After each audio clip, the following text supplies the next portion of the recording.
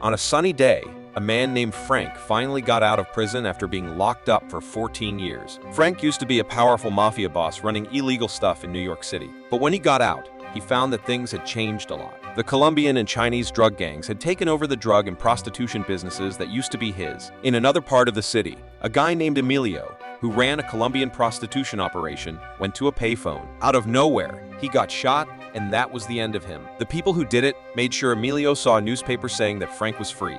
At the same time, a guy named Jimmy was in a hotel room, trying to make a drug deal with King Tito, one of the big Colombian drug bosses. Jimmy talked too much, and that annoyed King Tito, so he suddenly raised the price by 10%. Jimmy was surprised but gave King Tito a suitcase full of money. But when they opened the suitcase, it was full of tampons. Jimmy went crazy and shot King Tito and his guys. After dealing with the Colombians, Jimmy and his gang met up with Frank in another hotel room. It was clear that Jimmy's crew had killed Emilio, and Frank was the boss behind it all. Jimmy welcomed Frank back and told him they not only got rid of Emilio and King Tito, but also took their money and stuff. Jimmy also mentioned a meeting they had set up with a middleman named Delicio. Frank was curious and prepared for a fancy meeting. He met with lawyers, politicians, and a judge. Then, he talked to Delicio and asked for help in arranging a meeting with Clay, a big drug boss. Frank acted like he wanted to get back into the illegal business. After Delicio left, Frank took a counselor named Jennifer for a walk in the subway. Meanwhile, Delicio went to meet Clay, who was having a good time with friends at a gambling place. Delicio told Clay about Frank's message, but Clay wasn't interested and made fun of Frank for hanging out with rival gangsters. He said he only wanted to do business with the Colombians and told Delicio to give Frank a no. Now, our story takes us to a crowded subway car where Frank and Jennifer were enjoying themselves. Suddenly, three tough-looking guys came over, trying to mess with Frank.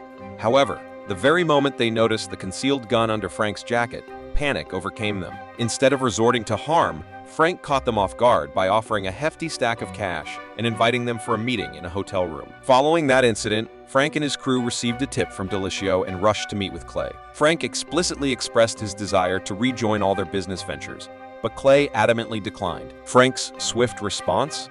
He coldly shot Clay, ending his life without hesitation. Now that Clay was out of the equation, Frank managed to reassemble his former associates. Subsequently, he paid a visit to the mayor, inquiring about the delayed funds for the Bronx hospital. The mayor informed him that there was no allocated budget and dared Frank to raise $16 million independently. To everyone's surprise, Frank embraced the challenge despite his lawyer's cautionary advice.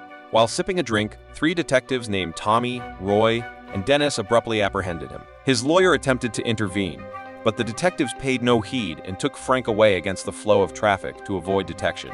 Their destination was a quiet alley, where they presented Frank with an injured and unconscious man named Enrico. Frank professed complete ignorance about the situation, which irked the detectives. However, lacking concrete evidence, they couldn't arrest Frank. As it turned out, Enrico held significant sway in the Colombian drug gang, and the detectives harbored suspicions about Frank's involvement in the deaths of the last three gang leaders, all of which occurred after Frank's release from prison. In the meantime, Delicio met with Wang, a high-ranking member of the Chinese triad, inside a movie theater. Delicio conveyed a message from Frank, but Wang insisted on receiving payment in cash for an item weighing 220 pounds. Realizing Frank lacked the necessary funds, Delicio proposed a face-to-face meeting between Wang and Frank to negotiate a mutually beneficial arrangement. The following day, Jimmy made a brief stop at a fast food establishment. He generously offered money to an elderly woman and her grandchildren. Unexpectedly, detectives and police officers swarmed in, attempting to corner him. Jimmy found himself surrounded with no escape. They promptly arrested him on charges of killing several Colombians, with Enrico's testimony serving as evidence. Meanwhile, Frank paid a visit to a struggling hospital in the Bronx, which was in dire need of government funding. He repeated his proposal to Wang, but they couldn't see eye to eye on the price for Wang's belongings. Frank brainstormed a partnership idea where they jointly sell the items and share the proceeds to aid the hospital. However, Wang insisted on cash. Back at the hotel, Frank got wind of Jimmy's arrest. Fueled by determination, Frank instructed his crew to quickly secure Jimmy's release. Later that night, Jennifer and the gang were dispatched to free Jimmy from custody. The three detectives showed up and were as mad as a swarm of bees seeing Jimmy walk free. Jennifer cautioned them that refusal to agree would lead to a court battle. Sometime later in Chinatown, Frank and his crew arrived and identified the Chinese gangs. They went all out, wiping out every last gang member. After the intense showdown, They apprehended Wang and pressured him into surrendering all his possessions. To make Wang's day even worse, they didn't spare him even after he handed everything over. Let's just say his end came rather swiftly. A few days later, thanks to Frank's generous donation, the Bronx hospital finally opened its doors to the public.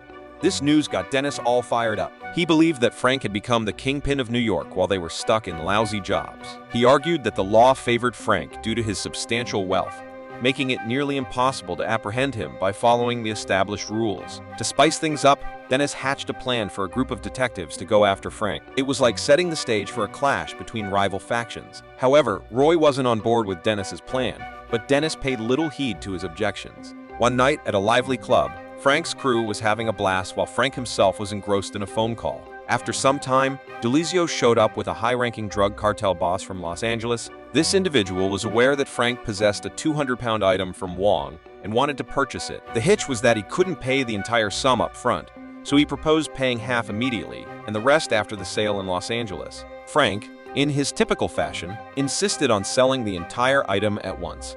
The man requested some time to inspect the merchandise first.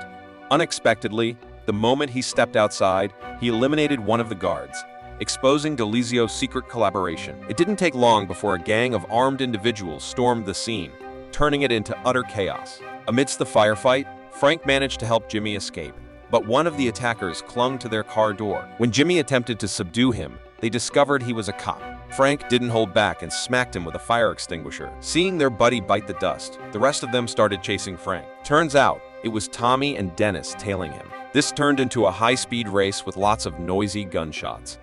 After they chased each other for a while, Frank finally gave Tommy and Dennis the slip in his car. As they looked for him, Frank crashed his car into theirs, making a big, loud mess. Taking advantage of the chaos, Jimmy started shooting and then made a run for it. Tommy jumped out of his car to chase Jimmy, but Dennis couldn't find Frank in the smashed-up cars. Under a bridge, there was a sudden bang, and it hit Tommy. But Jimmy didn't stop there. He shot Tommy a bunch more times, making him really, really hurt. But here comes the twist. Dennis showed up and started shooting Jimmy, ending his party for good. After dealing with Jimmy, Dennis tried to help Tommy, but it was too late for him. Dennis was all mixed up with feelings, sad about his buddies, and feeling guilty. He couldn't stick around for the funeral. So, he hopped into his car.